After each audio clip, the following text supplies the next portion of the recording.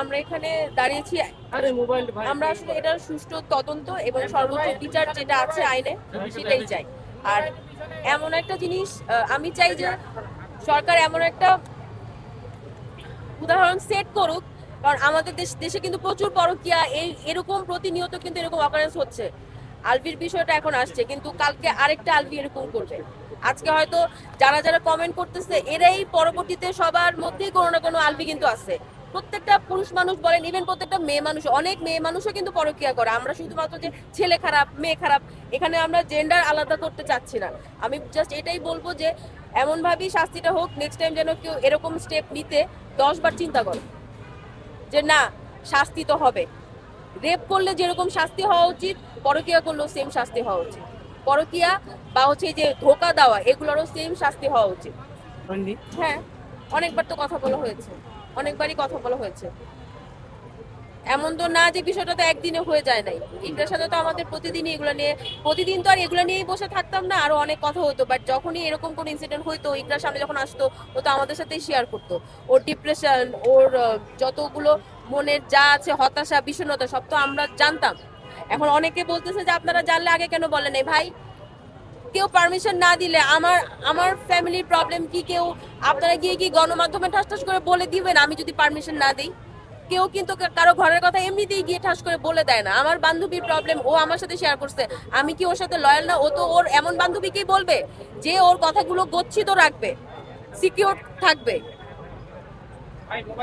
হ্যাঁ, আর চাচু আছে, কিন্তু আমি চাচুর বিষয়টা বলবো, চাচু তো নিজে অসুস্থ, আপনারা জানেন। চাচুর কিন্তু ক্যান্সার ছিল, যেটা ইকরা নিজেই, ইকরা একদম ওর পাশেই ছিল। এখন চাচুর তো আলাদা একটা লাইফ আছে, ওর ক্যান্সার ছিল, ও সামনে বিয়ে করবে বা ওর নিজস্ব লাইফ আছে। ও কতটুকু আলভির তো ভাইও, ও ইকরার সাথে ওর যাই থাকুক, বাট ওর তো আলভিরই ভাই।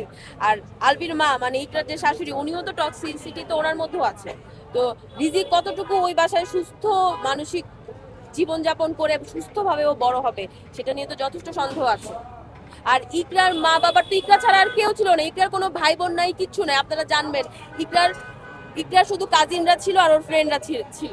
ইকরার কিন্তু বাবা মার আর কোনো সন্তান নাই। ইকরা অনেক কষ্টের সন্তান। ইকরার বাচ্চাটাকে ওর মা বাবার কাছেই তো দেওয়া উচিত না? আপনাদের কাছে কি মনে হয়, মানবিক দিক থেকে কি মনে হয়?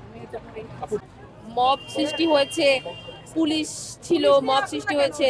তো আমার কথা হচ্ছে যে ও যদি মবের এতই ভয় পায়, মব ওকে টেনে ছিঁড়ে ফেলবে, ওর এই সুন্দর চেহারাটা টেনে খেয়ে ফেলবে মানুষজন, তাই না? এটাই তোর ভয় ছিল।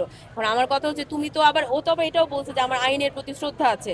তাই আইনের শ্রদ্ধা দেখায় তুমি পুলিশের সামনে বলতা যে আমি সারেন্ডার করলাম, আপনারা আমাকে হেফাজতে নেন, আমি আপনাদের গাড়িতে করে আমি আমার বউটাকে দেখতে যাবো। আমাদেরকে ফোন করতো, বলতো যে তোমরা আমার বউটাকে এখনই দাফন করো না, আমি আসতেছি। ও পুলিশের গাড়িতে গ্রেফতার হয়ে আসতো। এরকম তো হয় অনেক, যে দাগি আসামিরা এরকম পুলিশের গাড়িতে করে বউর লাশ দেখতে আসে তো না, আসে, এটাই কিন্তু হয়, আসতো। তো ওইটা কি লজিক দেখাইলো?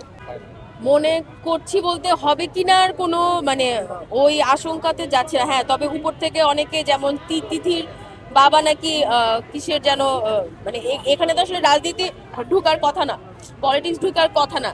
আর যেহেতু নতুন সরকার আসছে, আমাদের তো মনে হচ্ছে যে এখন তো মোটামুটি অনেক কিছুই চেঞ্জ হচ্ছে, যথেষ্ট সুষ্ঠু ভাবে তদন্ত হওয়ারও আমরা আশা করছি।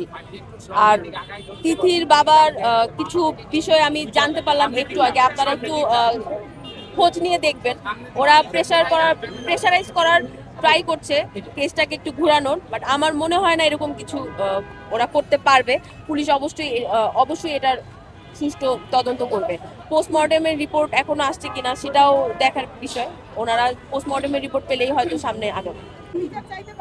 আমরা সেই বিষয়ে কোনো কিছু বলছি কিনা, বেসিক্যালি আমাদের একজন যখন একটা বিষয় নিয়ে দাঁড়ায়, আমরা ব্যানারটাতে শুধু লিখেছি জাস্টিস ফর ইকরা বা ইকরার হত্যার বিচার চাই, এরকম তো হাজার হাজার ইকরা আছে না? হাজার হাজার ইকরা আছে। ওই ইকরা আমরা তো সবগুলোর নাম যদি এখন লিখতে যাই, লিস্ট যদি ধরতে যাই, ব্যানারটা তো মনে হয় পুরো ঢাকা শহরের সমান হবে, এই মেট্রো রেলটার সমান হবে ব্যানারটা। তাহলে যদি এটা সিম্বলিক ভাবেও চিন্তা করি, মেয়েকে তার হাজবেন্ড, এমনও তো হচ্ছে যে মেয়ে সন্তান হয়েছে দেখে, হয়েছে না, হয়তো এরকম যে মেয়ে সন্তান হয়েছে এই জন্য বউকে হচ্ছে শ্বশুর বাড়ির মানুষ গায়ে গায়ে দিচ্ছে, লাথি মারছে, মারা গেছে, এরকম হচ্ছে তো। তো এই যে বিষয়গুলো প্রত্যেকটা জিনিসেরই যেন এখন আমার মনে হয় নতুন যে সরকার আসছে ওনাদের নতুন করে আইনের লয়ের ধারা সবগুলো আবার নতুন করে রিভিশন করা উচিত, যে প্রত্যেকটা নতুন করে আইন হওয়া উচিত, যে যেগুলা ল আগে আসলে ছিল না বা অনেক হালকা ছিল, এগুলোকে স্ট্রংলি আসলে করা উচিত।